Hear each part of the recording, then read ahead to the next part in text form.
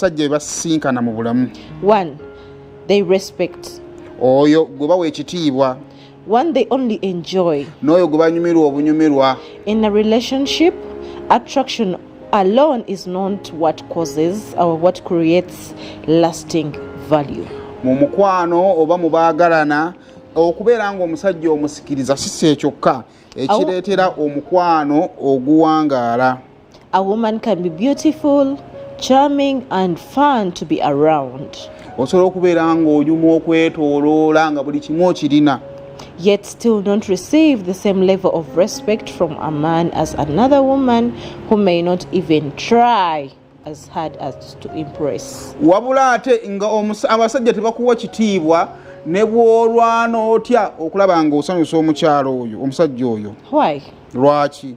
Because respect in a relationship is not built on only attraction. Kubanga ekitiibwa mu mukwano tekizimbibwa kubeera nti omusajja musikirize, musajja mumutabule. Basenga mulunge. It is built on character, ezimbibwa ku neeyisa, boundaries, emisanvu gye muteeka mu mukwano gwammwe, self-respect, okwewa ekitiibwa and emotional maturity. N'okukula mu bwongo. Here are some key differences between a woman men truly respect and a woman they only enjoy.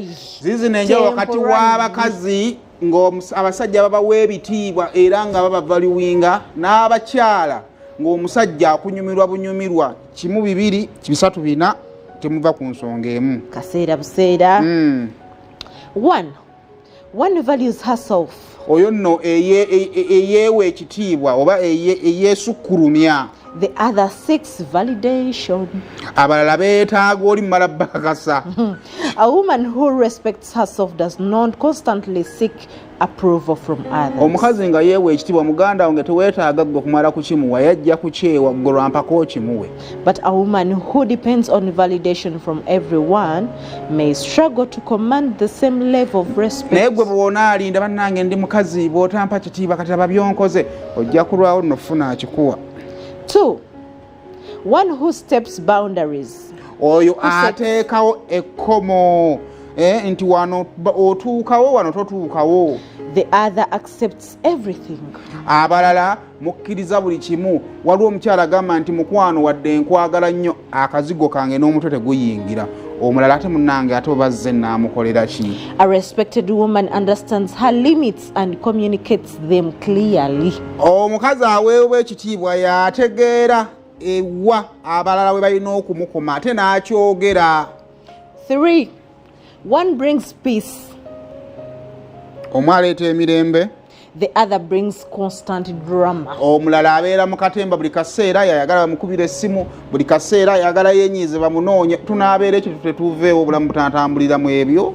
A woman who handles situations calmly and maturely often earns deeper respect than someone who thrives to conflict. Omukazi akwata ensonga ekintu kikulu ebiseera ebisinga aweebwa ekitiibwa n'omaliriza nga ofukamiddeeka n'omugamba ekyamazima gunsinze. 4.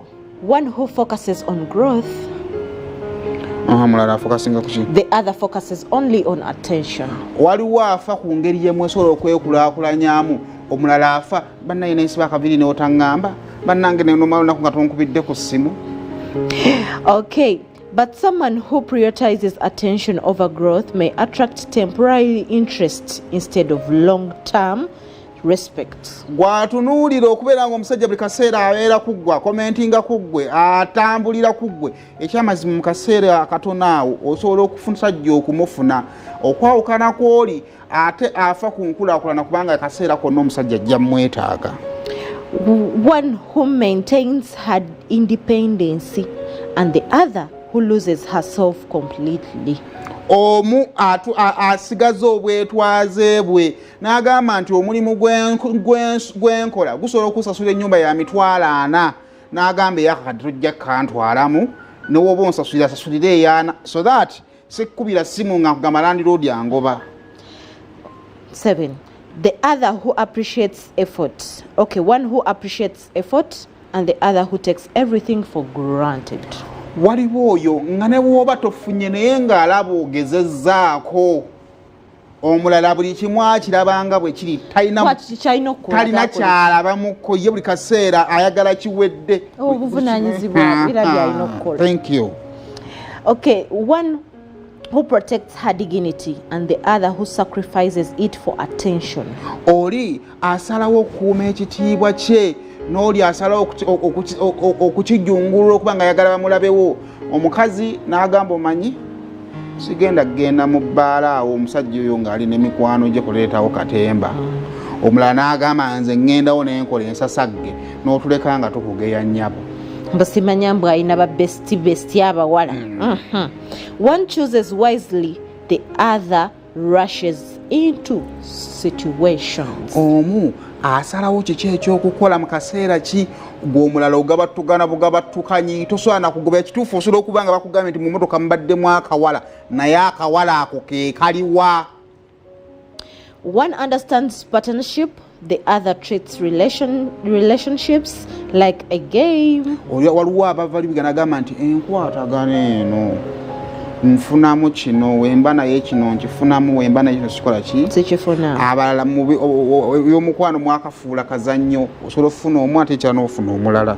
One values character over appearances. Abalala bafa nnyo ku neeyisa okusinga afa ennyo ku neeyisa n'omulala afa ennyo ku ndabika. One values one keeps her standards clear. Oyo akuuma omutindo gwe nga gutegeerekeka.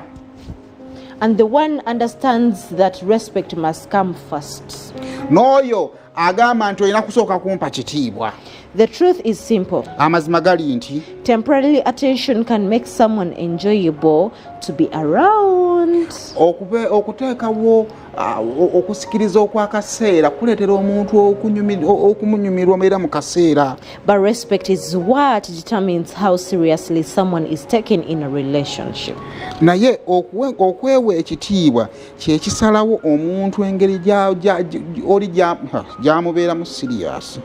And the women who are truly respected are usually the ones who respect themselves first. Ekyamazima omukyala eyeeyo ekitiibwa ebiseera ebisinga yoyo asooka okukola ki okukyewa. Amazima amatuufu kati kino kankigambe abasajja balinganga baana bato.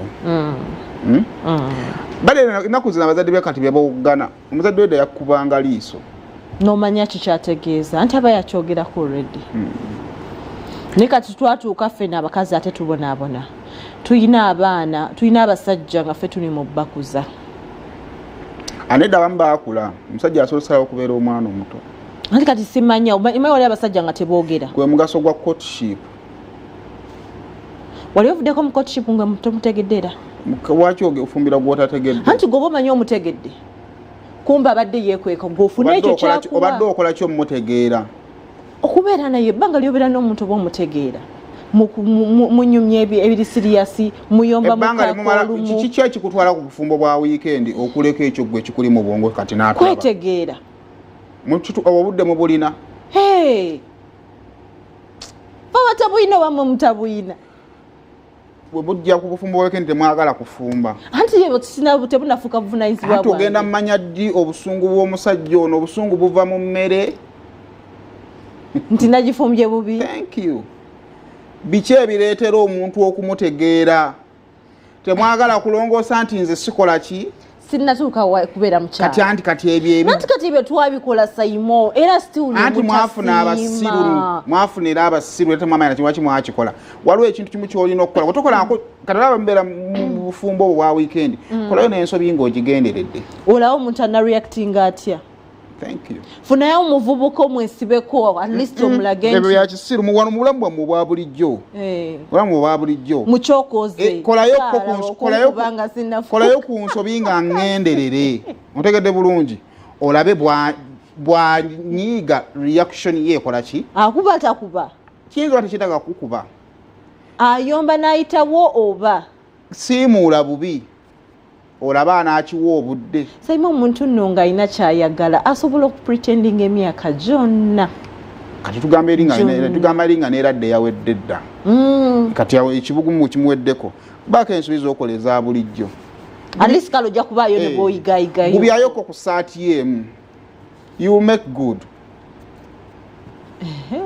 gubyayo ku saati yejo olabe reaction ye kubanga ensobi gy'okoze ng'ogigenderedde nyangu yakola ki yakutereeza era ojja kumulaba omusajja afanya ku ngoye ze bw'asirika n'agyetera mu bbaafu ng'omanya nti ono bw'asirika abyekolera perfectionist omaye perfectionist badiringa batya naki naye kubanga abakazi bangi complaints zaabwe anayinza omusajja yansobera ninganga atali waka yeekolera ebintu bye he's a perfectionist negwe tewakiwa budde kumanya perfectionist badiringa batya naye okategedde bulungi kakati gweoyagala ave mbwa perfectionist ye akakanaatuuke wansi ewuwo waatajja ate wemba nina mukyafu nga nze ndi muyonjo ng'aganya okutereeza era ng'omanya nti kakati ono gwenfunye omulimu gweŋŋenda okwambalagana nagwo gwakumuyonja n'agusobola ne weeronderawo oba onoosobola oba tosobola ne muddeeri